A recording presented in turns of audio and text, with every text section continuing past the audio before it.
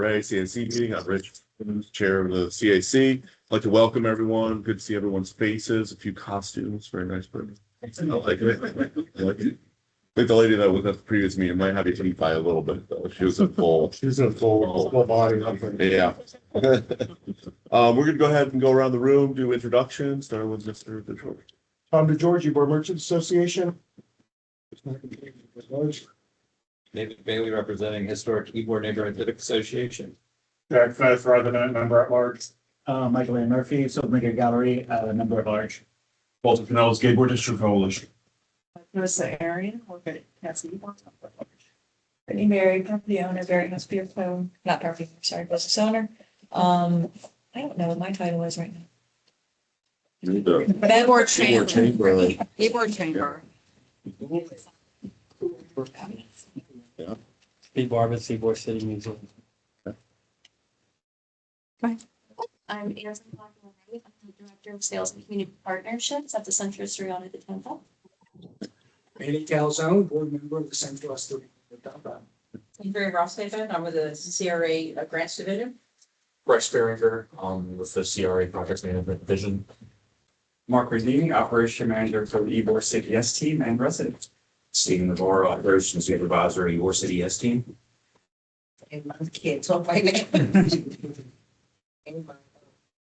Managers cleaning up at large and also see board member of WNF.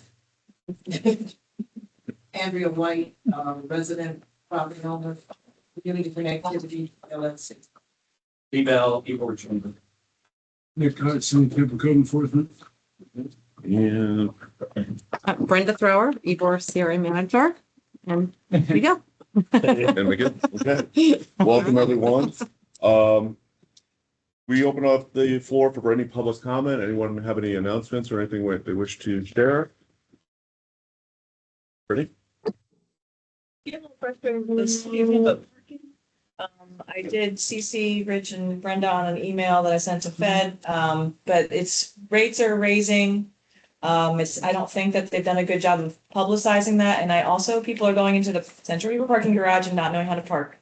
They have arms down, so people are driving in thinking that they'll pay on the way out, but you actually have to do a QR code and pay with Park Mobile or one of the other apps.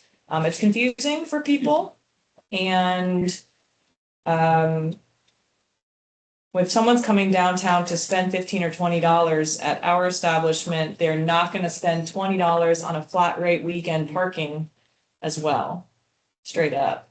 And so I think it's harming the businesses, and people are not going to stop driving cars. They're going to go somewhere else where parking is easier and cheaper. I see that he sent that on to one of the staff members for some comment. Have they reached out to you yet? Not yet. And what do you want to improve? Signage would probably help a little bit.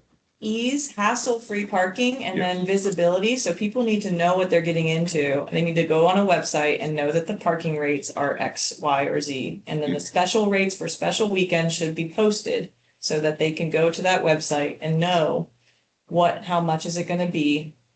And I just don't think that the need for raising rates is here yet, because no one lives here yet. Not enough people live here. People are coming into Ybor, and people are not going to come into Ybor because of the rates and the difficulties with parking. Raising them everywhere. I don't know. You're raising them downtown, they raise them everywhere. I think, and I've been talking about parking for years, and I think, they also raise it unilaterally on the tour buses and the vehicles that come in that are driving extra business into the district, that those people are going to pay for parking. And then I think the other half of that, maybe we can get Fed here to talk to the group, but I think the other part of that is the enforcement of the parking.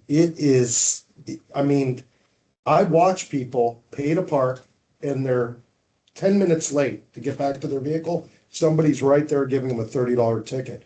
And that ticketing happens at all hours. It can be 1 o'clock, 2 o'clock in the morning on a Sunday night when we're already desolate in the community.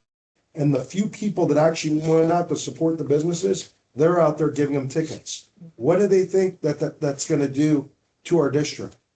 I'd love to talk more about parking. Fed. Rich, I actually have been emailing Fed a lot recently on a related matter, and I think it's time to get Fed to come to our meeting. If people use Park Mobile, somehow 717 has figured out how to populate all of their parking on 717, but hats off to them, I'm sorry, on Park Mobile. The city hasn't figured it out yet. Yeah. Elevation hasn't figured it out yet. And what Agreed. happens is you can be sitting in the free lot and it doesn't suggest the free lot. It suggests the Accardi lot next door. And if you're not paying attention, you pay for the Accardi lot next door and then you still get a ticket. It makes no sense. Yeah, I had people at Berry House for an event and they were trying to, I had them pull up the Park Mobile map and the parking garage was not populated. Yeah, you could even suggest, you have to actually type in the number, Yeah. that'll let you do it. Yeah. And, it doesn't, it happens throughout the city. I do that downtown or I other know. places. You gotta, and so I brought that to their attention 4 months ago, 2 months ago, and then finally I asked for the contract in that Park Mobile block. So I can't even use Park, and which I won't anyway. Yeah. But it's, I know there's the clearly enforce- something wrong. yeah, I know the enforcement's been pretty rigorous lately. I was in downtown this morning for Barrio and they were ticketing people downtown at 8 o'clock in the morning. It's brutal. And, you know, I do the 15-minute loading zone by my office under the bricks and, you know, in there, I put a set a timer and there are people like, you know, the parking attendants are on that street by your business coming up. So, It's hurting the business. I've never seen it like enforcement in any city that is so strict. I That think they're we need to get literally that in right here at the and get some of those expressed. It's at all hours. I mean, it's brutal. Well, I think that the time is right to get Fed in here and address some of I'll those follow up concerns. with Fed. I saw your email. See if he can come and address this with y'all. And I know your business is affected with all the construction more so than others right now, so. Request that we have like some sort of agenda for Fed, because he typically comes in and kind of deflects, you know, because we're all just kind of like piling on. But if he has the ability to respond and be prepared when he comes in. Another one that's very frustrating, I've watched people park on the city street in front of my townhouse, go across the street to pay the 717 machine because it's pointed towards the public right of way, towards the sidewalk. And they get a ticket and 717 gets paid. So it's like Signage is. the level of confusion that the parking program is causing, aside from the rates, is egregious. So I think he has some pretty heavy questions to answer when he gets here. He needs to be prepared. Can we, maybe, like you said, we give them all the questions Yeah. first? Yeah. Because I think, you know, it's multiple issues. The other one is that in East Ybor, because you have to pay for all the parking out here, we have vehicles that park in East Ybor all over our neighborhood that don't live there, and then they walk to Ybor, and then they'll come out for ticket, but then they're also giving tickets to the people that live in East Ybor. Yeah. Because we have no designated residential parking out there. Yeah. So then we're getting tickets ourselves for trying to park in front of our homes. I mean, it's just crazy. Let's, why don't we send an email? You can send it to me, of your concerns, questions. send it for to me, Fed, and- actually. Yeah, copy Brenda or. Certainly, questions. I'm gonna have, of course, I'll share the minutes and the tape with that on our discussion right here. But yeah, if you have any questions, please send them to me and I'll transfer them over to him. I did share the parking resident worker survey with him. And so he's already digesting that one. So anyway, no problem. If the businesses, the people come in that park in the lots, if they can some kind of way make it complimentary, you know how they go to some places. Love for something like that. Just Something like to this. do something. Yeah, and that may encourage people by coming into my establishment. Even discounted, they're validated for 2 hours. Right. They do that at Western Beach, actually. When I go there and you call, give them a tag number, you have to like getting a ticket or anything. Because on the beach, they have the same thing, where they have a dial 717 or whatever. And in the park, they charge them. But if they're actually utilizing that establishment, they just go inside there, give them their plate number, and they don't have to go up there. How long is that for, like a 2 hour time frame, or is it? It's Especially basically, most of them are 2 hours. yeah, somewhere around there, but I know that's out there. Conversations. And when they try to issue me a ticket, I took it in to the establishment, they took care of it, don't worry about it. That's my hobby. Thank you. And, you know, my concern too is we used to have 2 hour free parking down here in Ybor and all of a sudden that just went away and that's, that's always been a sore spot, that it got abused and the city just kind of took it away, and we worked so hard, this organization worked so hard to get that free parking and maintain it. So I'll comment on that. Okay, we'll close that out for public comment. Moving on to the minutes from the September 23rd. They're in your packet. Has everyone had a chance to review? Is there a motion by the board to approve? You approve the minutes? Okay. Who seconded? Rich. Rich? Okay. Any comments, or are we all in favor of said motion to approve? Say aye. Aye. Opposed? Motion carries. All right, I don't see anyone here from Tampa Police Department, so we're gonna pass over the TPD and homeless liaison. We can move on to Ms. Does it not seem like they're just kind of checking out in this meeting? They've been coming every meeting. They were late for 2 meetings ago. I will check with her because I just talked to the captain unless something came up. Point is that some representative has been here, but they don't seem very prepared to talk about the statistics. The homeless liaison hasn't been here. And I know. and we made a That- specific request at the last meeting to get Desmond back in here. She provided, I know it's a kind of a one pager that's in your document, right after the minutes of the homeless arrest related narcotics. So she gave a little homeless, some stats in here, but I agree with you. I will get with her and see what happened I tonight. get there's a new captain. There is a new captain, but, It she's, seems like we're losing some track. okay. All right. She was here last month. Yeah, she was Correct. here last month and there's always been someone here, so. Okay. All right, Mr. Cox? Code enforcement? okay. Sir, so, what I have here for the last meeting, we have 14 cases, new cases that are initiated. So that doesn't include any of the cases that were scheduled for hearings or citations were issued on them. Or otherwise complied, but 14 new cases have been initiated. And then on the report, similar to last year, or every year, this is the time where I can go through a queue line, sidewalk cafes, things of that nature. So we are in the process of doing that. Most of these are kind of, the city actually sends out emails and prompts them to get them done, so we are having compliance with that. And obviously, this weekend is going to be a eventful weekend down here, and we will have teams out on Friday and Saturday. And then we'll go from there. Any questions or concerns you guys have been taken? Where's the code enforcement report? Is that? It's right behind the PPD snippet. It's on the back page, right before the TAC. It's called the Ybor Task Force Report.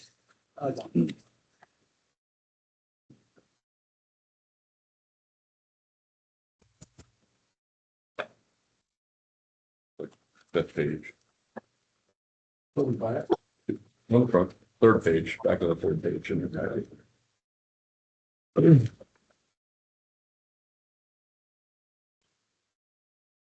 Any comments for code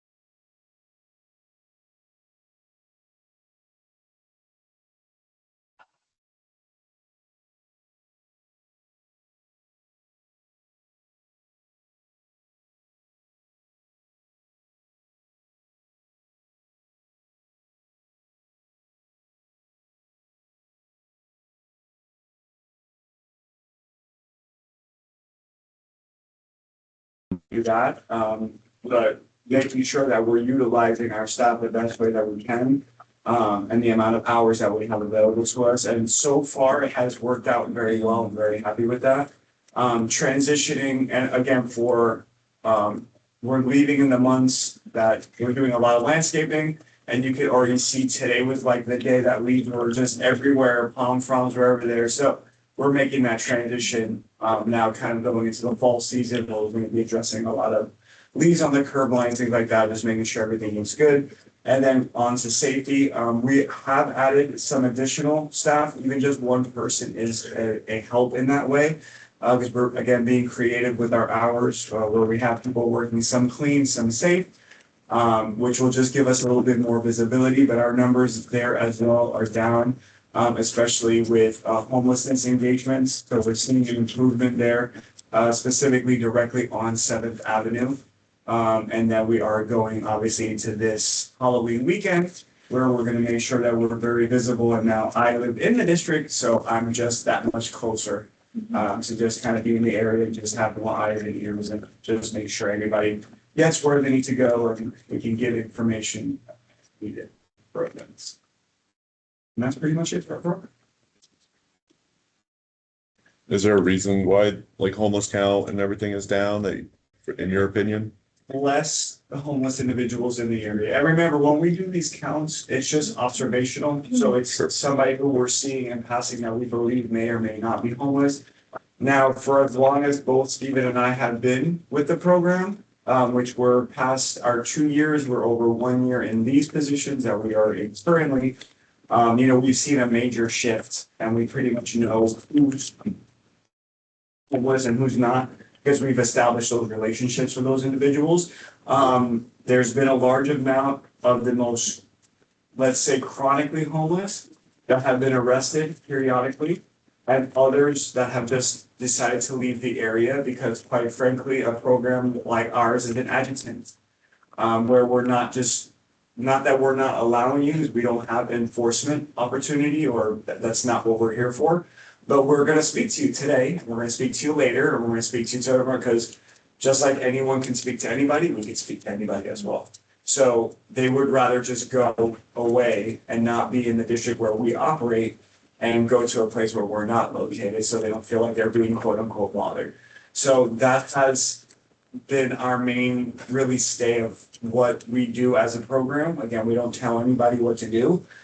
We only give them suggestions for their best benefit. So it has been successful. I'm not going to take full credit. Of course, we work closely with TPD, and they help tremendously as well.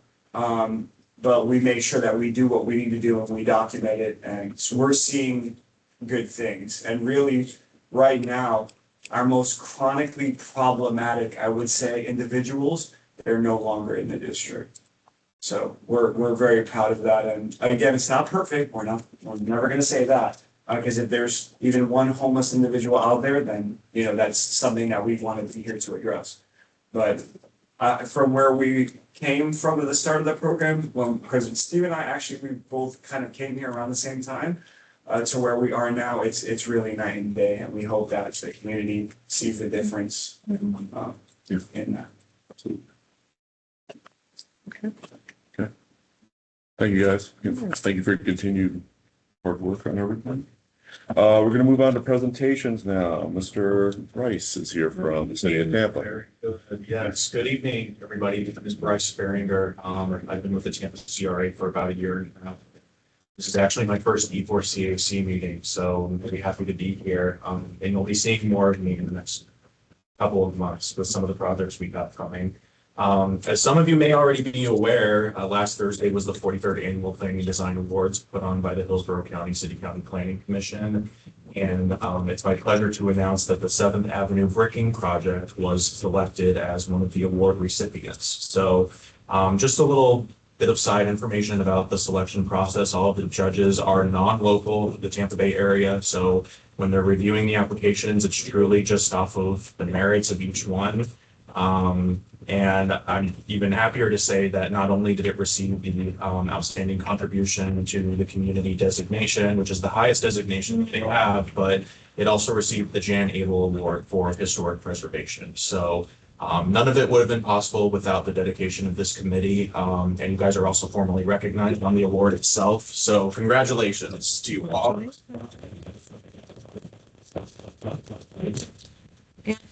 I want y'all to stand up so we can take a picture real quick. So, thank you so much. And we are very proud of this. You know, we won, the last time we won something like this was the iconic archway lights. So this is following in the same path. So let's go up here to the front real quick. Take a picture. Can I borrow my camera? I was gonna take the picture. Oh, okay, take the picture. Yeah. Okay, here, let's get a. Yeah. It's gonna bring it to one.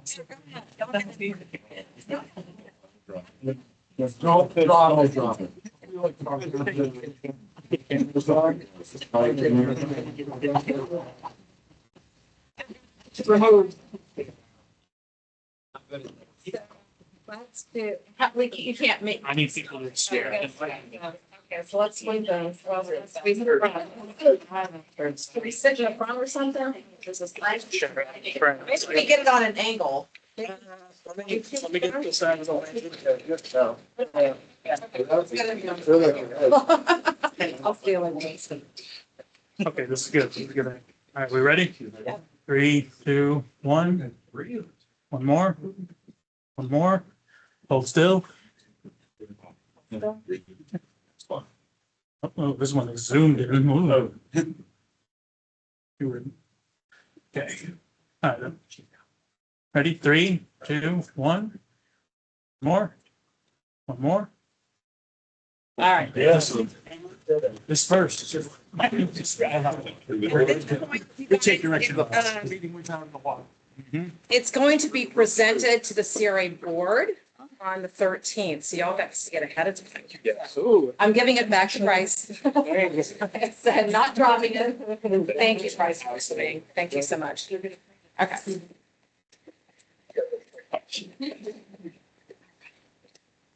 Thank you all very much. Thanks, everyone, and congratulations on all the hard work for that project, and especially Brenda for all your attention to that matter and working with all the merchants in that two block section of 7th Avenue. That was an effort. Yes, and just so we're on this subject, the bids for the next 2 blocks are coming in today. So I don't know what those prices are. So we're going to start working on the next 2 blocks. So get ready. Next couple months, we'll make sure it's between a window when it's a good time in Ybor, not during event time, you know, so. Anyway.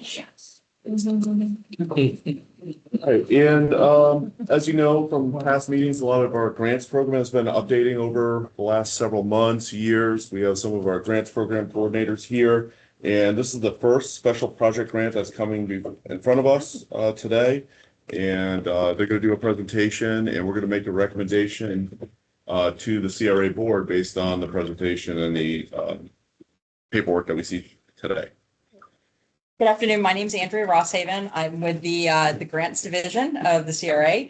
And today we're going to present you or asking you for a recommendation on a special projects grant application. But first, I wanted to give you a brief explanation of what a special projects grant is and how they're approved before we have the grant applicant come up and make their presentation for your consideration. You do have their application, the staff recommendation, and the presentations that should be in your background information that we provided. But we're going to kind of go over that a little bit briefly. After they make the presentation, I'll come back up and give you the staff recommendation, and then you can ask any questions you want, and then we'll ask you for a recommendation.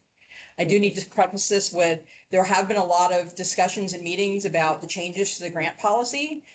Everything you're going to see today is based on the current policy, not any of the revisions that are pending in front of the board. This application was evaluated under the current policy. All right. All right. So first thing, what is a special projects grant? So the special projects grants were approved by the CRA board back in mid-2024 as part of the whole commercial grant portfolio refresh. These grants are designated to be an opportunity for the CRA to consider commercial grant requests for projects that for some reason cannot be funded under the criteria of the 3 standard commercial grants, which are the commercial pre-development, commercial interior, and commercial exterior.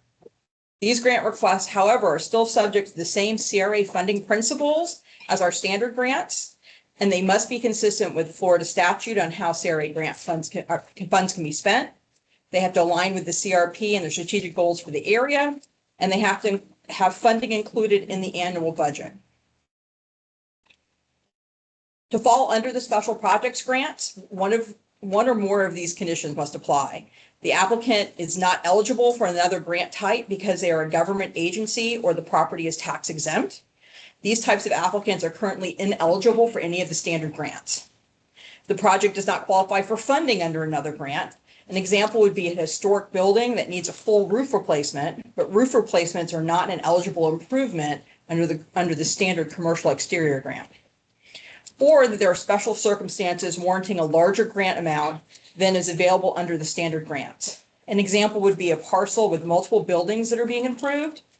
Standard grants are limited to a single grant per property, so per parcel, regardless of how many buildings are up on the property. So they would be capped at that maximum award amount. If they're improving all those buildings at one time, an owner may make a case to request a special projects grant equal to the maximum grant amount per building instead of just one for the entire parcel. All right. It's important to note that any request, so grants or funding requests, because you've heard both of those be used. Currently, requests up to $500,000 are processed as special projects grants. Requests for more than $500,000 are processed differently as funding requests, and those are subject to separate budget appropriations. It's important to note any request from the city of Tampa, regardless of the dollar amount, is also considered a funding request and not a grant. And this $500,000 threshold between grants and funding requests is aligned with the current policy, but may be changed in the proposed updates. All right. The special projects grants are funded on a first qualified, first awarded basis until the budget amount for the CRA area is exhausted. So they're identified as line item appropriations in your annual budget. And there is a maximum of no more than 10% of any area's annual budget should be allocated to that line item, up to a maximum of $1 million. So since each of these grant requests are considered on a case-by-case basis, there's some latitude for the staff, the CAC, and the CRA board to consider the requested amount against other priorities in that CRA area to determine what award amount, if any, is reasonable. But as a standard practice, the grants will require a 50% match minimum. There's no predetermined maximum award amount as long as funding is available in the annual budget, but it's not recommended to approve the entire amount budgeted for one project. So the special projects grants goes through a 3-step approval process. There's a staff review, a CAC recommendation, and finally a CRA board decision. For tonight's applicant, we've completed the staff review, we've provided a staff recommendation, and are coming to you for a formal CAC recommendation on the application. The application, along with both the staff recommendation and the CAC recommendation, will then be presented to the CRA board at a regularly scheduled meeting for their consideration. And only the CRA board can make an approval or denial decision on this type of grant. If the grant is approved by the CRA board, the applicant will then execute a grant agreement with the conditions for the grant and in an amount approved by the CRA board. So this particular grant application, we're expecting to take it to the December CRA board. All right, so the complete special projects application I mentioned, along with our review and recommendations, we provided your agenda backup. So now I'll invite Manny up from Centra Estoriana to let them tell you about their project, and then I'll come back and give you an overview of our recommendation and answer any questions.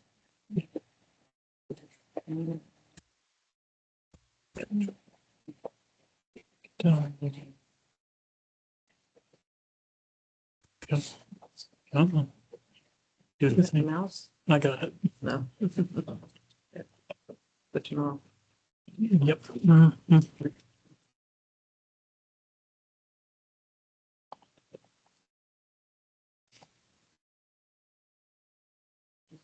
I swear this never happens. Because I'm here. Technology and I are in the same room, something goes wrong. That's Yeah, I believe it's back here now. There you go. All right. Awesome. There you go. Well, thank you, everyone. My name is Manny Calzone. I am on the board of directors of the Centro Asturiano de Tampa. Just by show of hands, how many people are familiar with the organization? Good. All right. I'm not going to spend a ton of time on the history, but I'll give you a little bit of background on it.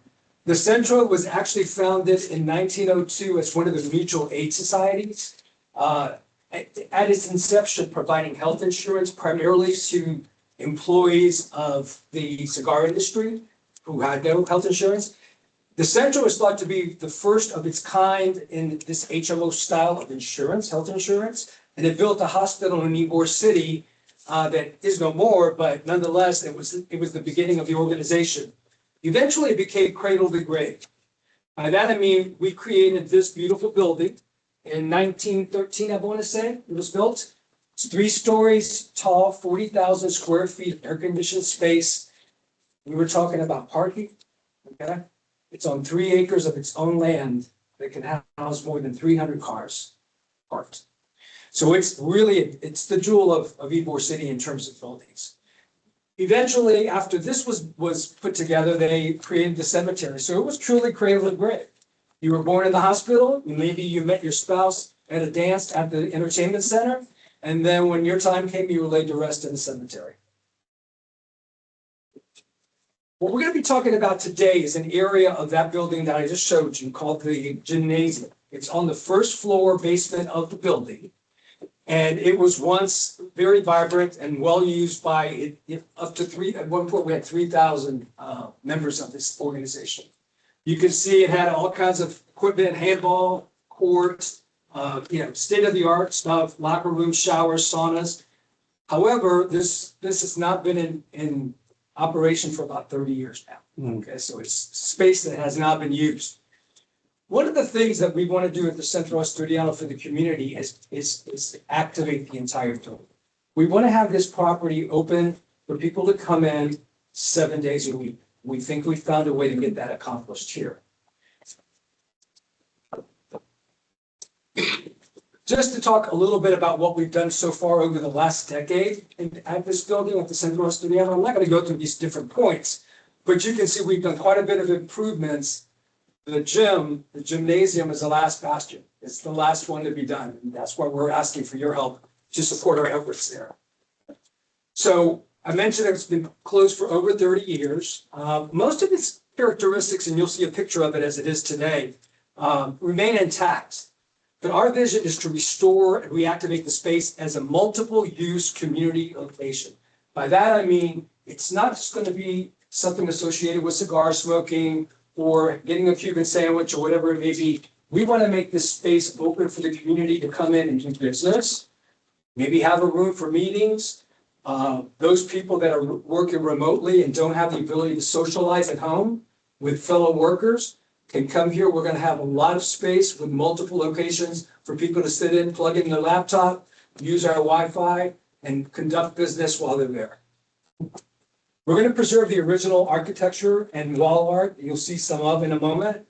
And again, we're aiming to revitalize, the gym as a vibrant place for the community and to activate the Centro Asturiano 7 days a week. I'm often asked, because I'm the membership chair of it, I'm often asked, okay, with membership, does that mean I can come in and have a cocktail at your lounge or a bite to eat? And the reality is we don't have that ability right now. That's not there. The gym will give us that. This is what we look like right now in the gym. Okay? Not a pretty sight, but there actually is some very cool things in the gym that we're going to use as art pieces and theme the entire project around the gym. It's going to be called the gym. This is what we anticipate it looking like. This is the rendering for the improvements we want to make. I think it's going to be beautiful. It's interesting right here. This is the humidors, and those are the old shower stalls from the gym. So we're repurposing everything that we can to, again, keep it in line with what it once was. So our vision for this project, again, a welcoming community hub for meetings, small events, to celebrate the cigar culture, which, which formed and to this day enriches Ybor City. Activate the unused space to generate revenue and restore vibrancy to Ybor's historic district. The other thing that this will do for the Central Establiano is I showed you all the projects that we've had for restoration. This is an 111-year-old building. So that's not going to stop. We're going to need to continue to make improvements and keep the building in shape. The revenue stream from the gym is going to allow us to do that. So we hope to be totally self-sufficient with what we're going to be doing with the gym and that project. I think, we believe that this project aligns with the goals of both the CRA and the CAC by activating a long dormant section of our building. I mentioned it's 111 years old. Creating a public space for community meetings, cultural programs, local events, driving economic viability by attracting visitors and activity from the 7th Avenue corridor. By the way, for those who don't know, we're located on Nebraska Avenue between 7th and Palm. And of course, as with everything that we do to that building, we're going to be preserving the architectural heritage in it with this restoration. So I was told to make my presentation brief, so I tried to do that. I think you can maybe tell a little bit of the passion I have for this project. I really believe that this is going to really help revitalize Ybor City and provide a really easy place to go to for some fun events, that being our property. By the way, if I didn't mention it, I don't think I did. In 1902, when this organization was founded, my family was a part of that. My great uncle was the founder of this. So we've been involved since day one. So thank you for your time. And you're going to turn it back over to you. All right. Since the applicant is a nonprofit, they are ineligible for any standard grants, which is why they're going the special grants route. Their entire original estimated project cost is $996,994.29.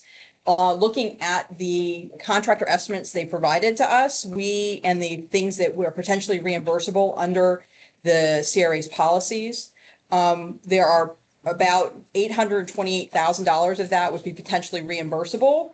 So the applicant is requesting $396,994.29, which is less than 50% of the eligible expenditures. So they're within that, 50% match for the project.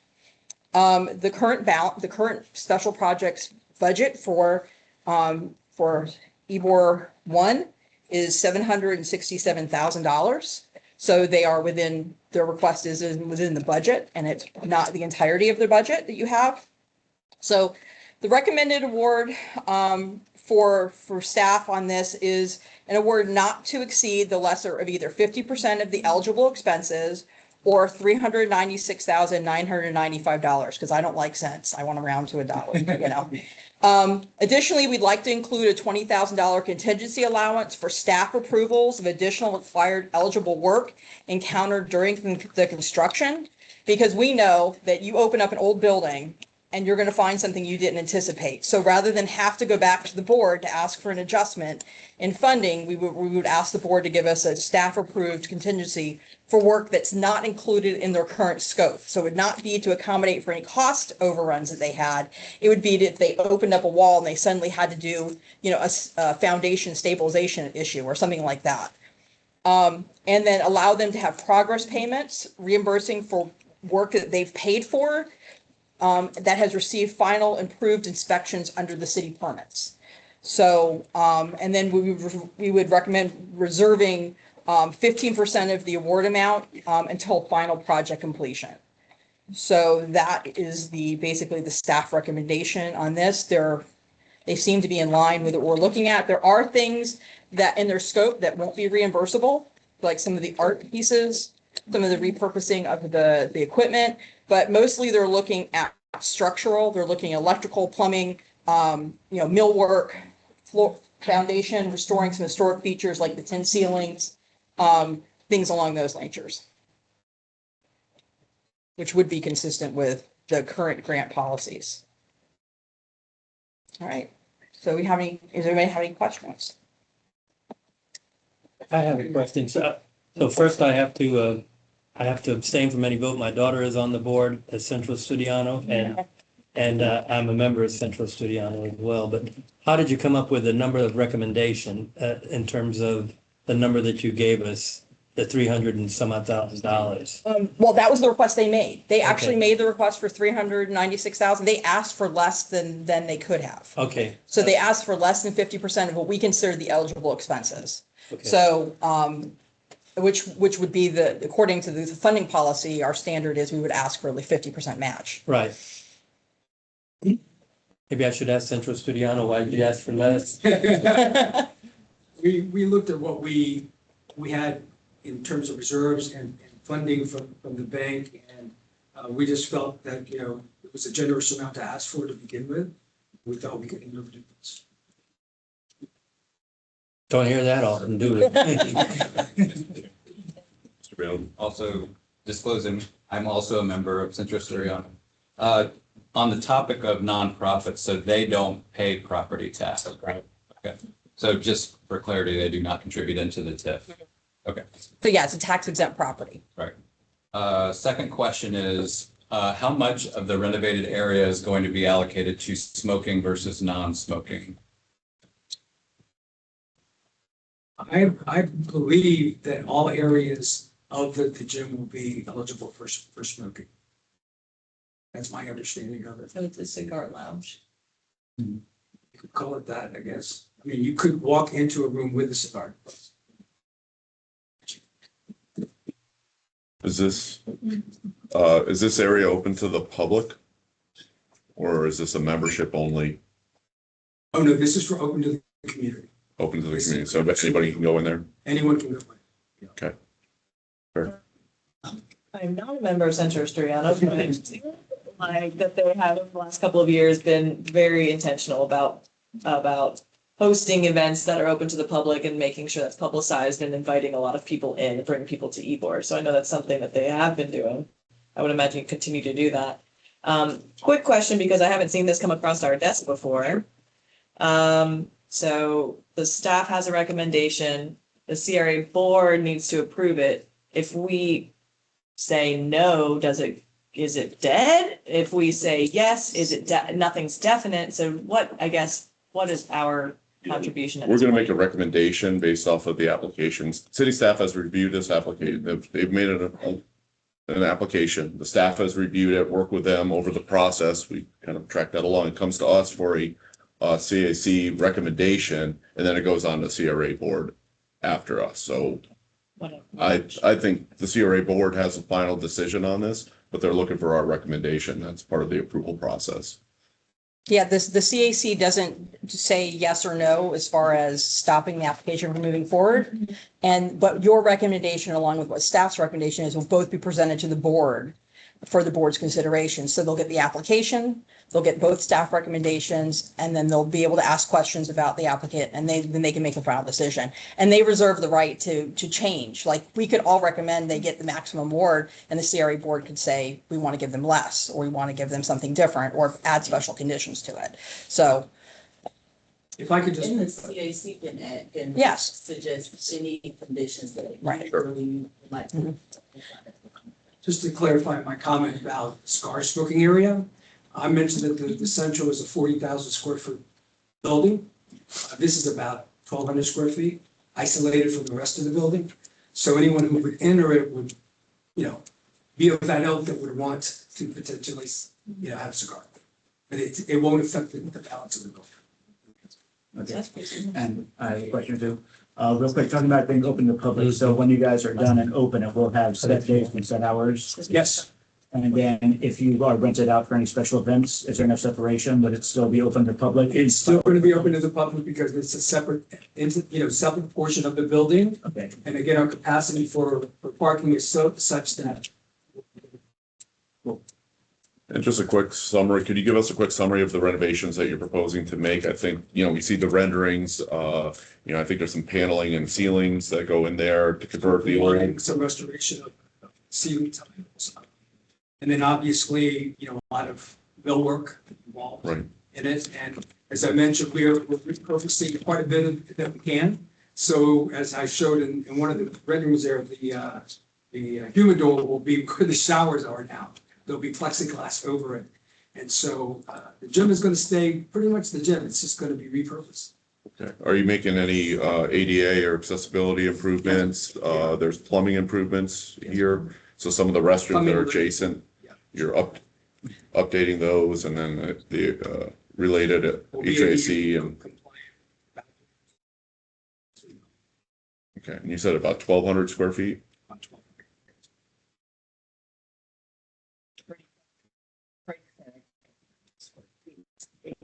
$80 for We're restoring a 11-year building, we're starting to. relatively small space. What's this special projects grant scope? There's some people, someone was responding in blue. That's our CRA attorney.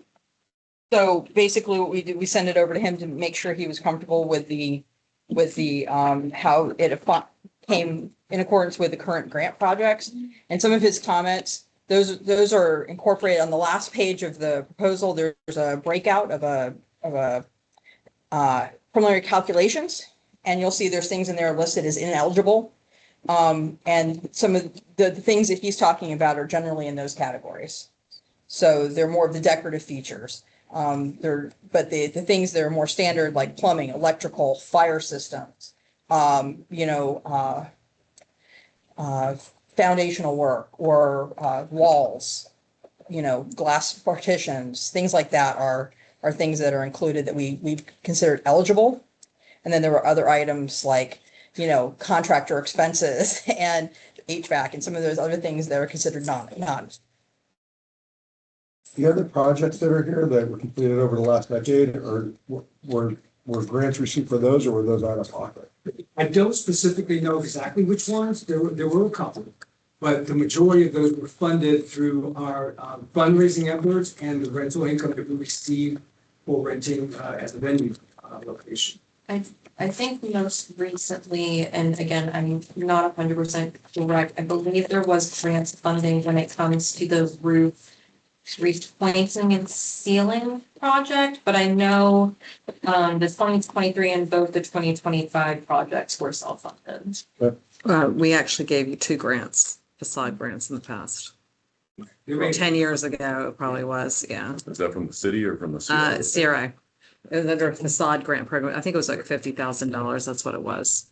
So this Because I did them. That's why I remember. This is a special projects grant fund. Can we use this for anything else? So it's for this purpose. Yeah, it's for this purpose. Right now you have $767,000 in that account. So there's enough money to fund this program. And that was as of FY 25. There's no new money for Okay. FY 26. No, it rolls, and we could But there's no new money reappropriate. coming in. Well, there's no new money allocated to grants because we haven't used any over the past year. Now, that could change, we could always reappropriate throughout the year if something comes up with it, but we really haven't tapped into those funds.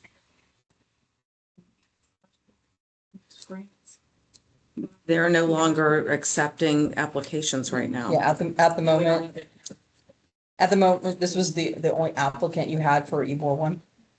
The remaining money will roll over into another grant program or. To the fund. next fiscal year. It'll Correct. roll into 26, and then when we open applications for 26, then people can apply for that fund as well. Right. For the balance of that. And I think some of our presentations, we heard that alcoholic beverages or lounges may or may not be eligible. We've heard that in the past. So they're classified by the city zoning, they're classified as an event venue, a cultural establishment, and an event venue. So, as long as they don't operate this as a bar, lounge, or nightclub, or an adult use facility, then would stay within our guidelines.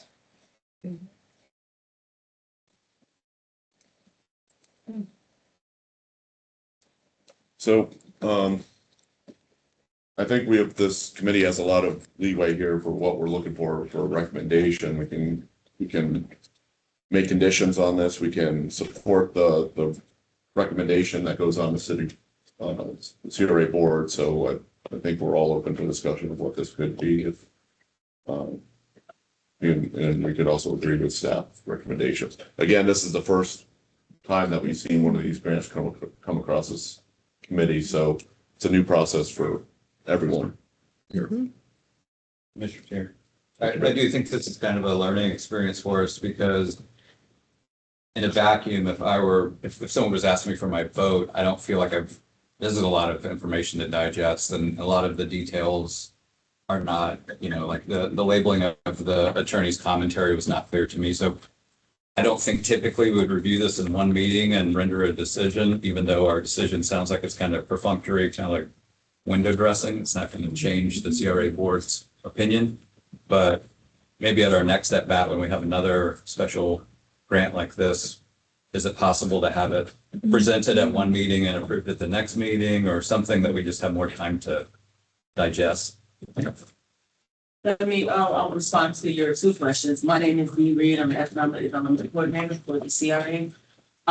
So to your first point, in terms of the comments from the attorney, typically it would just be him checking yes or no and signing that it's eligible per the statute. The reason that he took this approach is because we are moving into a different direction when it comes to interior improvements.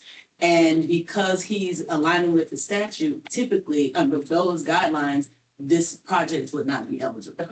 However, that the policy update has not been approved, so we cannot evaluate applications against that same structure. But as an attorney, he's not going to sign and say this is eligible because technically it's not according to the statute. But he's explaining to you according to the policy and the way the grant description works. And because they met the deadline, he's letting you know per those guidelines, they're eligible and these are the improvements that are not eligible. So yes, I can see why it could be a little confusing, but I can tell you it would not be that way going forward. This is just him trying to protect himself as an attorney and be kind of still give his legal advice, but not falling in line with statute. The comments are helpful. It's just as the reader, we don't know whose comments they are. Right. Because it's, there's no legend to what they're commenting. And then to answer your second question, unfortunately, the way the policy is written, they come to the CAC, and then their next step would be to be placed on the very next available board agenda. So there may, the only way that there would even be time is if by chance the board meeting was out for where you had another meeting. But even still, that's outside of the process that's outlined in the policy. Interesting. I guess still as a learning experience, we could decide we received this grant application. This is a big chunk of our budget. We request to have a workshop. Whoever wants to show up and ask questions and discuss it, we can do that. Or we just decide that we're just going to rubber stamp everything. Yeah.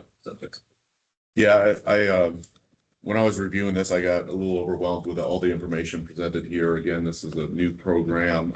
It seems like a lot of money for a small interior space, but that's specifically what this grant program is designed to do and to serve. They meet all the qualifications. I think in general, Centro Storiano is a great neighbor for Ybor City. They've always been supportive in their mission and their and what they do for the area. Always been a good neighbor and always made their space available. So I think, I'm not discrediting that, but it seems like it's a big ask for a small return that we need to give a recommendation to go onto the CRA board. So again, this is a new process. So, I think this is slated to go to the December CRA board meeting at this point in time. It's for December, right? Not November? Yeah. Okay. We do have one more CAC meeting prior to that. But we would miss the deadline. We'd miss the agenda deadline. Not if you tee it up. You Just have it moving forward. Do we need more discussion or Oh, spend more time? November. We have to prepare materials for the agenda, so we have to have time to do that. December 11th, then it's November 25th is this meeting. Be tight. I make a motion to fund this further ask. Who can make a motion? Wait a minute. Okay. You're abstaining. You're abstaining. I'm not abstaining, I'm just disclosing I'm a member. Okay, you're gonna disclose. My daughter is a board. Your daughter is a board member. Correct. No, I'm No, a he- member of Central Striana, but I'm not a board member. I can abstain, that's fine. I don't know, it's just, I know as a board. If there's people have to abstain, is there enough people to even vote on? Well, we already have a quorum. We Okay. already have a quorum. No, I just note, I will note everyone's conflict. So you're a member, your daughter's on the board. Anyone else? So you're saying I can vote, I don't have to abstain? You're the lawyer.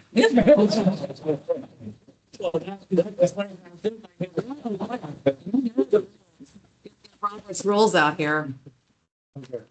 I think a good time for, This is always err on the air caution, so it's better to just abstain and not Right. vote, okay? And we already have four. You can send me a bill. I'll send you. And we do have a motion and I heard a second. Okay, So, wait, Mr. motion McIntyre. is to, To Approve it. okay? funding request as And who is my second? Rich. Thank you. All right. Rich M. Richard. Do we want to have any further discussion on this? It's very expensive. Okay, all in favor of said motion, say aye. Aye. Give me hands here. 1, 2, 3, 4, 5, 6, 7, 8. Opposed? And 2 abstentions. Mhm. So it's unanimous. All right. Okay. We make the staff summary sheet, which is the green one that has the green and yellow on it. The green is, from our perspective, the thing they meet all the criteria. Yellow is something they're asking for a deviation. You would never see one that has red on it because it's not, they don't need qualification, not coming through. But is there anything else you'd like to see in these going forward? Some type of information we provide to you in a summary that would help, because that basically, that sheet is basically our alignment with the funding principles, how much you have from your budgets, changes that they're requesting, you know, the things that they're requesting to be consistent, and then the staff recommendation, and then the sign off. Is there something we could add to that? I think that's a nice summary. I think that, like I think we've communicated, it's a whole new program for us and our role. And this was just a lot of information to take. And we've had you guys come to our meetings and present, the new grant program, and things are changing. And then like, okay, actually the ordinance changed, so it's going to be this. And there's just a lot of information to process there. And then when we get a packet like this, a couple days before, I mean, realistically, we get it a couple days before. You guys have been in it for a couple months. It's a lot to digest and understand. So a good overall summary, once you get through it, I think you can get through it, but it was just a lot of information to take in a short amount of time. I have a question. Brenda, when it, or the request on the trackers, would it help if maybe, so we kind of project out the agenda, the board agenda, and then we back into the CAC agenda? Would it help if maybe previous month, if we can coordinate with Brenda and say, hey, we're expecting them to present November CAC meeting, can you add for, just kind of introduce you all to, maybe you do like an introduction to the CAC of the project and let them know that they'll be presenting at the next meeting? Absolutely. Every month I have y'all on the agenda under grants. We have a grants report. I usually give the blue form that we've been giving. If there's anything you want to tell me, like something's happening or there's a new report, absolutely. I always like to tell them ahead of time what's coming down the chute. And I know this is unusual because we haven't had a lot and then things are changing. So it'll be probably a whole new thing in January. But yes, Dee, absolutely. Well, I know we typically have a monthly kind of grant update. And so maybe at that previous month's update, when we're answering questions and giving an update, maybe for the one that's coming up at the next CAC meeting, we kind of talk about that one a little bit more, and then you can use that information and just kind of brief for prep. for Right. CAC, and then they'll have a little bit more information. Heads up on it. I'll put like under the grants team report, special projects. Okay, so it'll remind me, is there any special projects that are in the chute that are coming down and maybe when they're potentially going to be scheduled? That'd be great. Thank you. All right, congratulations. Congratulations. Yes. Workshop. We want to be invited to the To the grand opening, Tampa Sierra. Exciting project. All right, we're gonna move on. We're running short on time here. We got things to run through. So, next is my report. So, my term as your chair is coming to an end. We've been in discussion to pick a new, chair and vice chair. And we're happy to announce that Tom George has agreed to become the chair for the next 2 years of the CAC. And as of today, Rich McIntyre has agreed to become vice chair of the CAC for the next week. So, and that note. So let's do a formal motion. Yeah, we need to do a formal motion or recommendation. I don't know if someone else would care to make a recommendation for the approved slate. I can. All in favor of that motion, say aye. Aye. Opposed? Carries. Congratulations, gentlemen. Congratulations. Appreciate it. Want to take over now, or are you going to wait for next? You don't throw it though. And I sincere thank you to Tom and appreciation for stepping up and taking the lead on this. And I think the CAC is in good hands. Our next CAC meeting is November. Yes, it's It's the November week of 25th. Thanksgiving. It's the week of Thanksgiving. It's the way it fell. I just want to make sure we have a quorum. So I just need, is anyone not going to be there? It's Tuesday. I got 1, 2, 3. Okay. First meeting. My president. So Let me tell you about it. I'll tell you what I'll do. I will poll y'all by email too, because there's some that were not able to be here today. But as long as we have at least 7 people, we're trying to kick off the community redevelopment plan update, and the consultant is on board, and they want to come before the holidays because you all know we're not going to see each other till the end of January to kind of just give a little kickoff. I know, maybe I'll have to bring some desserts. Yeah. Pumpkin. All right, we can work on that.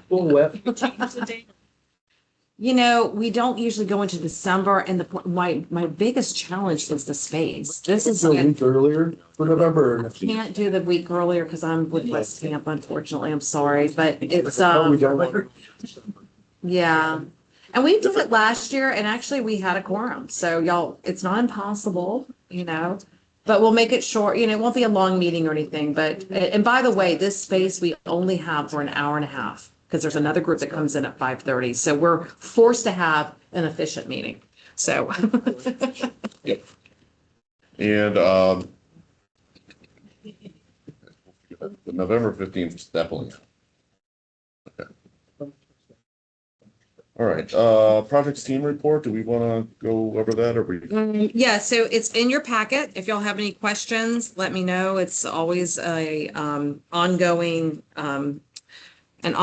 list of projects that we're doing. Again, I've mentioned the community redevelopment plan update that will be taking place next month with the kickoff with Kittleson and Associates. They're our consultant. The bids for the breaking is coming in today. I have not seen them, but we're going to plan for the next 2 blocks between 17th and 20th. So I'll give y'all that information as soon as I know it by next month. And then also we're having bids come in on the district signage improvements. We're not finished with the sign program, as y'all can tell. This is street name signs that we're still working on going into this area, into kind of north of 7th Avenue. So that's going on. Other than that, I think that's pretty updated. Okay. And then the intersections for the bricking too, that's being worked on as well. Yes, that's all part of it. So that's what took some time to make sure we do the engineering and design for the intersections as well as the 2 blocks. So they're all going to be done. We're going to do them in phases, but we have to do them. We have to complete the blocks. So that's what took a little extra time, but we. For getting better installers this time, or? I don't know. The bids came in today. I'm assuming the brick, you know, it's, I don't think it's. Historic standard. Worth it, worth it. No, different from a motor. Brick Street. Are they authentic brick streets? From the, okay. Yeah, I think it has to do with the size of the bricks. And so the next lot that we're going for will be more consistent. So good, I know. It slows. That was all discussed during the get-go, is that things were gonna be higher and lower and bumpy and slow people down. Slows And I people think one down. of the things that affected us, we were using that existing base that's already there and compact it, so that gave the contractor less flexibility to even. Right, that's true. You know, because that, and, but that's gonna happen in the next block. Well, the comment has been relayed several times to them about it, so Robert's that. Want to eliminate cruising, doesn't it help if there's a miserable experience? Ruin your car. Right. Yeah. You're appreciated. Same way, but I think there's an agenda there, so. What about Centennial Park? Those. No, we have not forgotten about that one. It is on our list. We have some budget. I think we budgeted about $300,000 for that. That has already been discussed with contract admin. We just haven't selected a consultant. So, but it has not been forgotten. That's a legacy project, the bricks in Centennial Park. So we're going to get those done. That's all I have for project report, though. Any grants team report, y'all just heard, you know, a whole grant just now, and Andrea took you through the process. There was a workshop. I sent y'all all the slides for that. If you missed it on the 13th, there will be a presentation to CRA board on November 13th. So 2 weeks ago, they had a community meeting at Hannah's, Tampa City Center.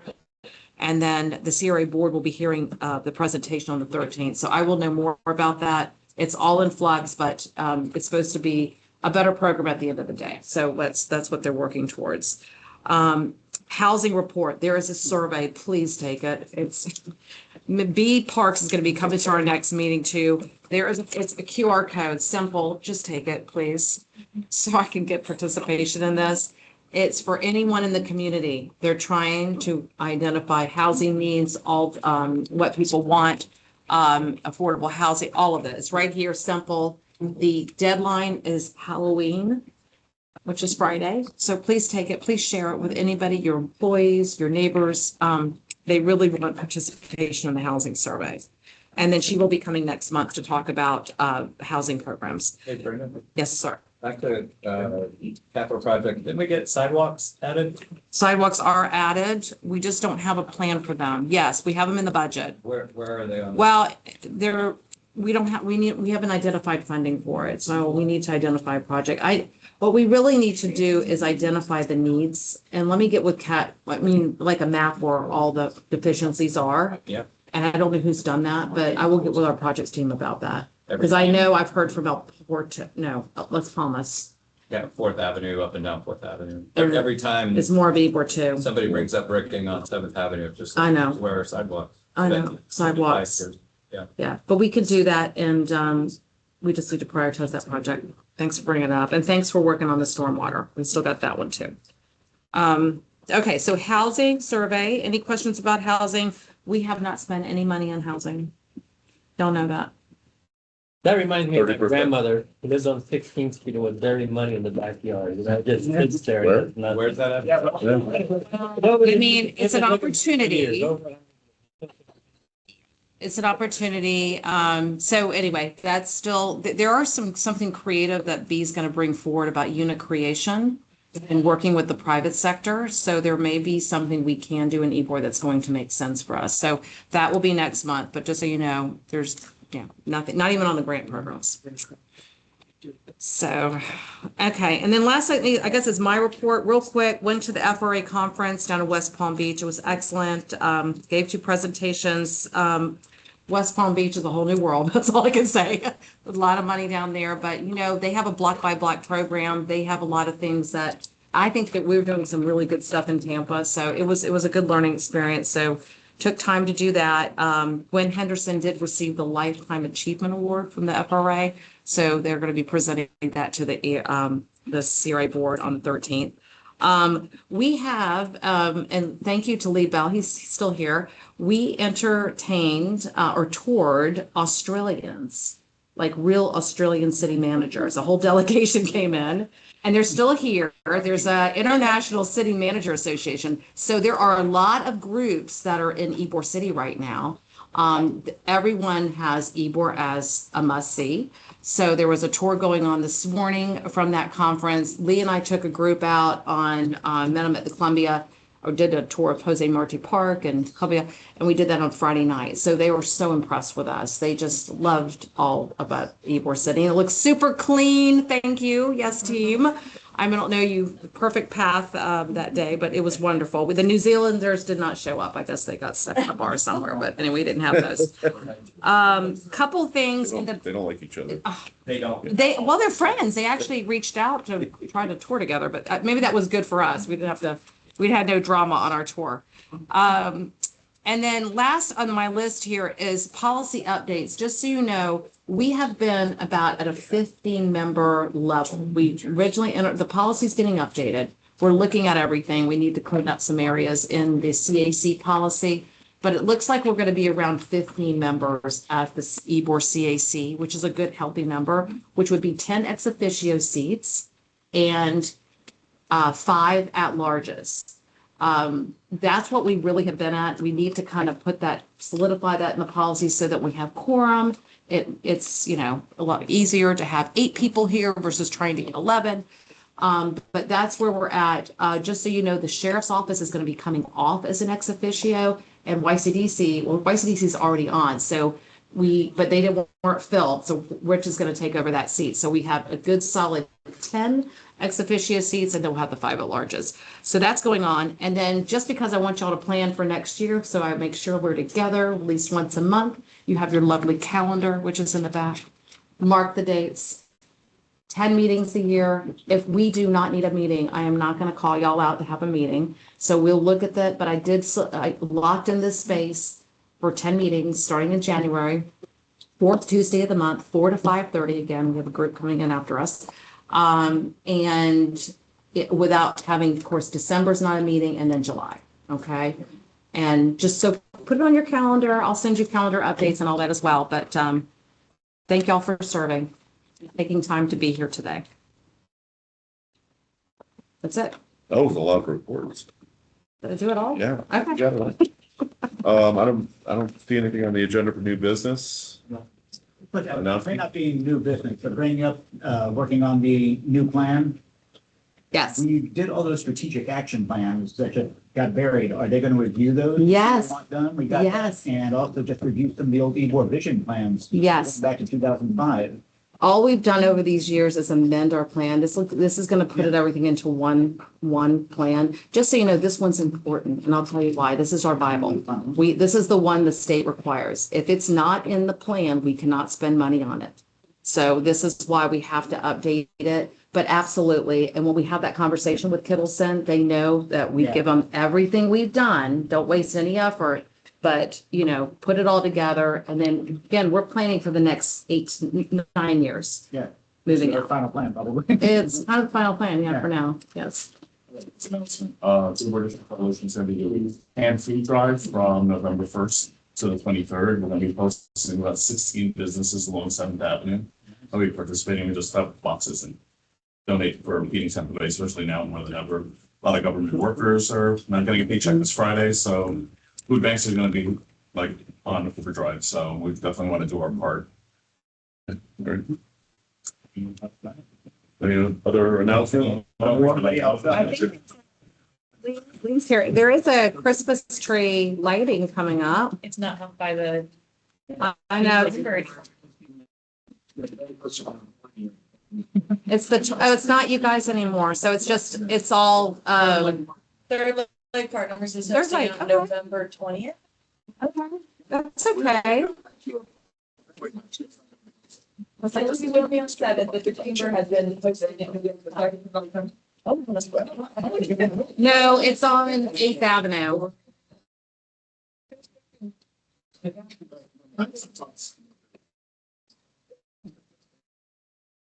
It's on they're putting it in the other plaza. I guess put more space. We'll see. Yes.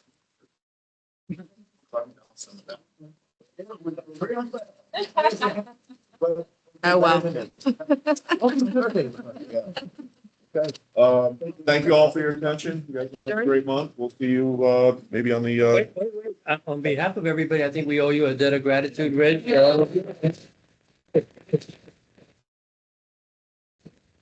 Great job. We're going to be celebrating all of our outgoing CAC members at the December 11th CRA board. They are asked to come and be recognized for their service and appreciated. So Rich will be there. I'm not getting off the board. No, doesn't matter. You're a chair. You're not coming off the board. Yeah, he's actually, meeting past. Steve's still here.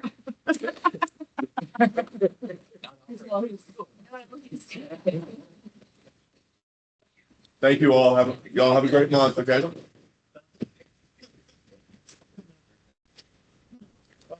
Thank you. But I'm actually, like, semi-retired for Thank you. Oh, yeah, I know. I can't, like it's like a horse field around. Everything goes with you? Yeah, good. Have a great day. Thank you for being on a couple earlier. Appreciate it. You, buddy.